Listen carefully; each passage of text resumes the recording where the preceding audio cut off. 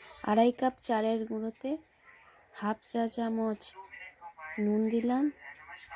তারপর গরম জল অল্প অল্প করে গরম জল দিয়ে ধীরে মেশাতে ধীরে থাকলাম। মাখছি।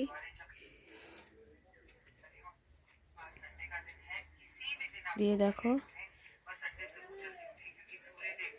চ্যানেলে নতুন হয়ে থাকলে আপনারা সাবস্ক্রাইব করে দেবেন। ব্যাটারটা দেখো তৈরি হয়ে গেছে।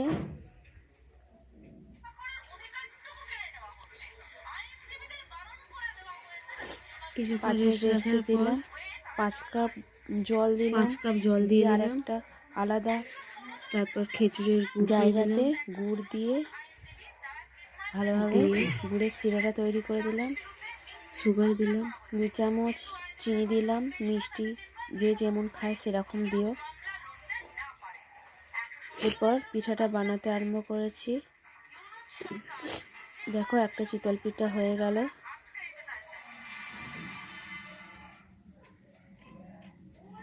দেখো কি সুন্দর পিঠাটা হয়েছে।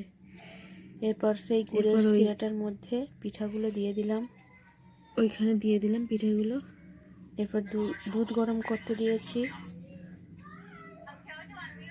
এবার এখানে মিল্ক একটু ঘন করার জন্য হাফ কাপ গুঁড়া দুধ ব্যবহার করলাম। গরম করে নিচ্ছি।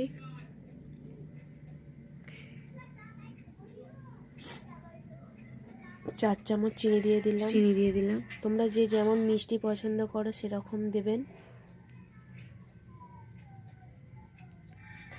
দুধটা ভালোভাবে ফুটে এসছে।